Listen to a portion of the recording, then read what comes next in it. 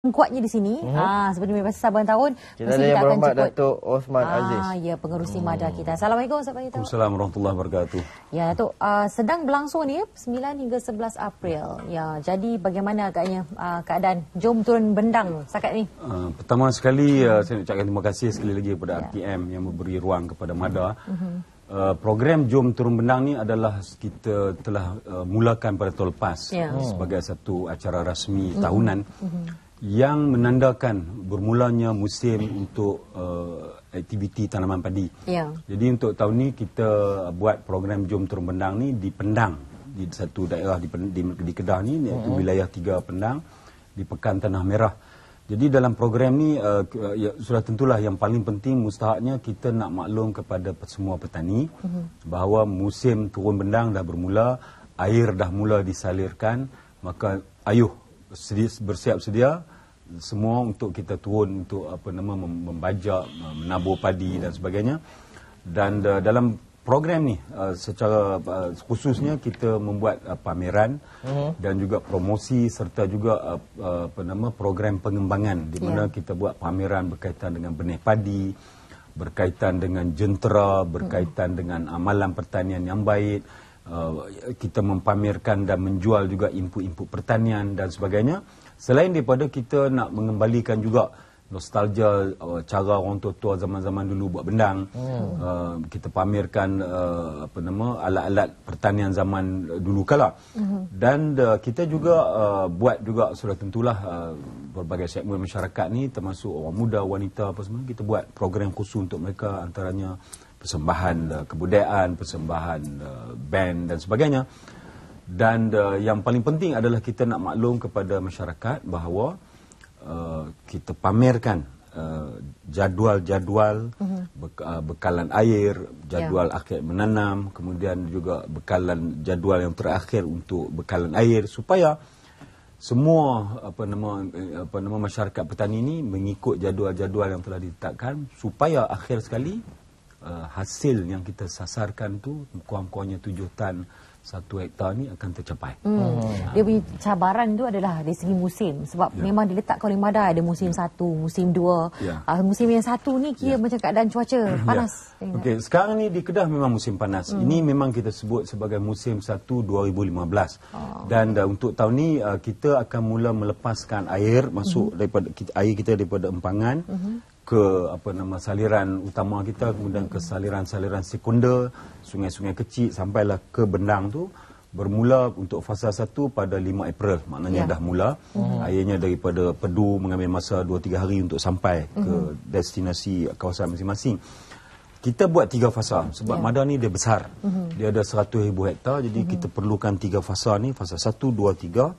Dan setiap fasa tu jaraknya lebih kurang dalam 10 hari 2 minggu supaya setiap fasa yang kata tadi 100,000 hektar mungkin lebih kurang 30,000 hektar satu fasa, supaya petani-petani tahu bahawa apabila mereka yang terlibat dalam fasa 1, jadual air bermula dilepaskan pada 5 April, kemudian kita minta supaya mereka mula menabur padi ini. Maksudnya mengusahakan tanaman ni menabur tidak lewat daripada 26 April. Kemudian selepas itu kita juga perlu menyalirkan air semula. Dan bekalan air terakhir akan kita berhenti pada bulan Julai. Maksudnya bila padi dekat nak masak kita dah berhenti, kita tak mau. Jadi kita kena faham bahawa kadang orang melihat macam di Kedah ni dah 45 tahun kita buat sawah bendang 2 kali setahun. Kadang-kadang orang menganggap urusan air ini dah jadi macam biasa. Sebenarnya kita mesti mengurus air dengan baik. Sebab kadang kita juga menghadapi masalah bekal air. Tapi alhamdulillah kali ini di Kedah insya-Allah semua tidak ada masalah. Walaupun cuaca kering, tapi bekalan air di empangan kita ni memang mencukupi. Tapi yang penting juga dalam urusan kita kata jadual dan fasa-fasa ini, dia sampai penghujungnya apabila padi itu masak. Bila padi itu masak, kita nak kena kaitkan pula dengan kapasiti kilang. Macam musim lepas, musim yang lalu ada isu katanya lambatkan padi ataupun lebihan padi, di mana padi masak serentak. Kemudian kilang-kilang yang di sekitar ini tak mampu nak absorb, nak membeli. Kerana apa? Kapasiti dia mencukupi.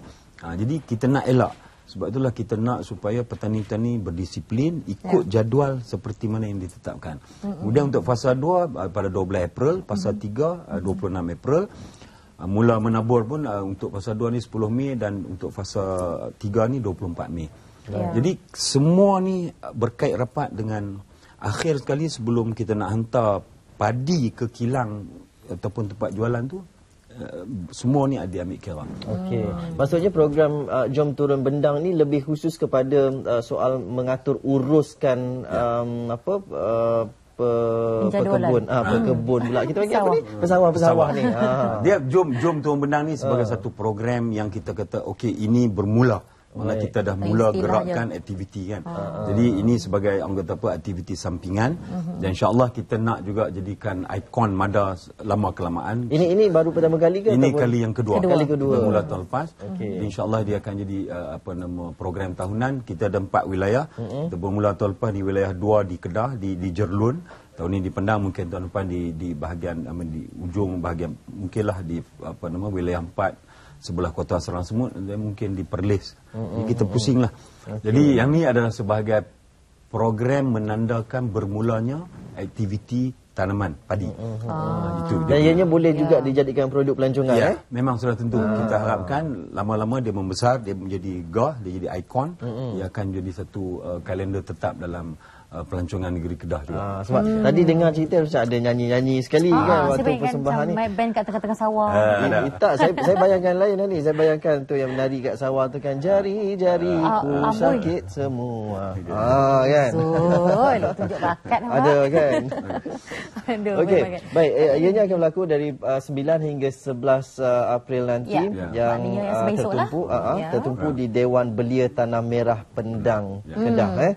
Okey, yang paling penting adalah saranan juga nasihat Datuk terutama sekali bagi para pesawar.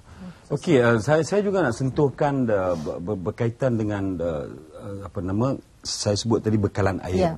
Kita perlu ada jadual yang perlu diikuti sebab sebelum kita nak salirkan air melalui daripada empangan besar kita ni, kita ada 3 empangan aning, empangan pedu, empangan muda. Jadi bekalan air ni ditakung dan kita nak hantarkan ke ni, dan jadual kita ni, kita buat jadual ni pun kita dah buat kajian dari segi kapasiti empangan kita, kemudian dari segi jangkaan cuaca ataupun turunan hujan, kemudian berkaitan dengan tempoh rehat tanah.